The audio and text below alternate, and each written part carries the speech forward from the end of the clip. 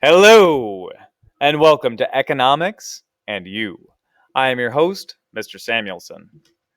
Last time we were together, we looked at consumers' income and decision making, and particularly how choices are determined by the type of income which we are spending. Today, we're going to be looking at the actual spending of that income in buying principles and strategies. The first thing we need to cover are our basic buying principles, and that will be the focus of this lesson. See, the goal of advertising is to convince you to spend your hard earned money. But because of scarcity, you only have so much money and so many choices that you will make. Advertisers then have to compete with each other for your attention and for your dollar. Knowing the three basic buying principles can help you make your choices and make your choices well. So, what are they? Number one, gather information. Wise consumers gather information before making any purchase that is of significant value. Now, you can gather information in many ways. You can walk into different stores and ask clerks. You can read the labels on packaging. You can go online. You can look at consumer reviews. Any of these things count as gathering information. And when you do so, it's important that you pay attention to both the advantages and disadvantages of a product when comparing it to its competitors.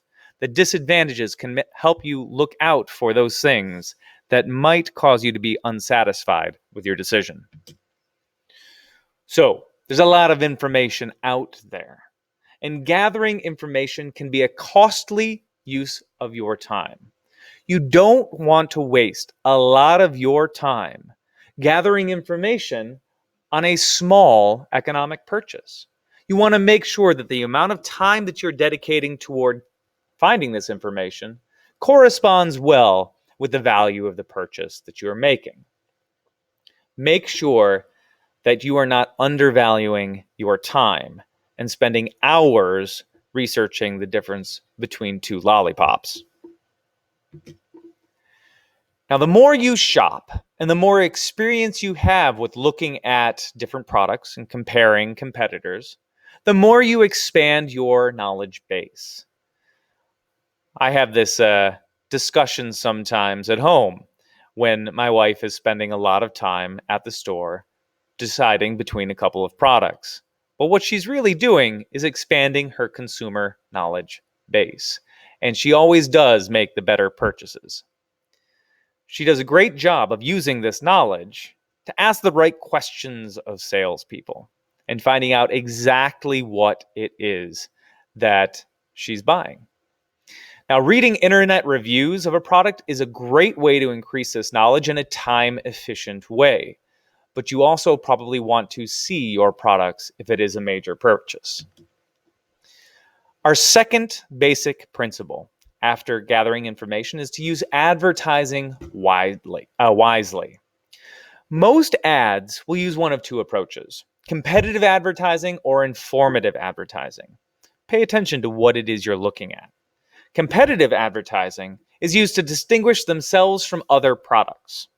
Informative advertising is just going to give you positive information about their product and not go negative on their opponent. But you always want to be careful of bait and switch. It's very common, and you see this form of false advertising everywhere. If you look at a fast food menu, such as we have there to the right, you can see that the food presented in the menu is never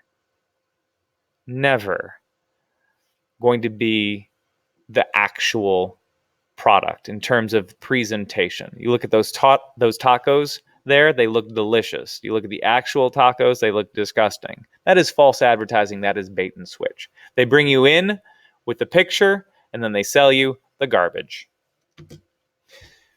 Comparison shopping is your third basic principle. Once you've gained information on a product, you want to look at the different places that sell it. And this is especially true when you're looking at higher priced items.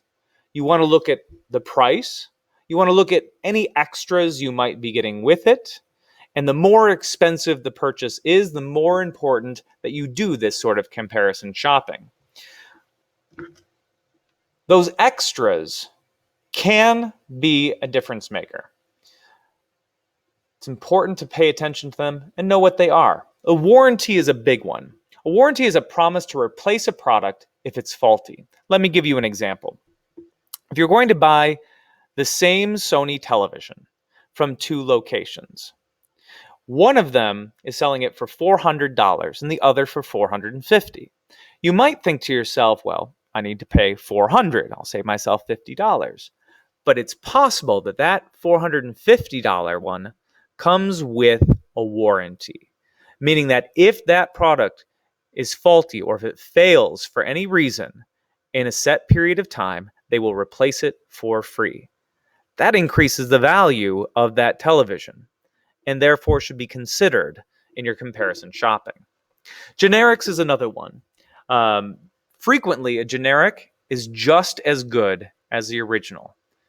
Sometimes it's a smart economic choice, although sometimes people might just prefer the taste of Cheerios to Toasted O's. Next time, we're going to be looking at another lesson whose title I should have put on this slide, with some sort of summary of that lesson so that you might know what that lesson is. I didn't put it on the slide, so I'll just tell you right now that we're going to be looking at consumerism. These are consumer rights and consumer responsibilities. I'll see you next time. Thank you for joining me, and farewell.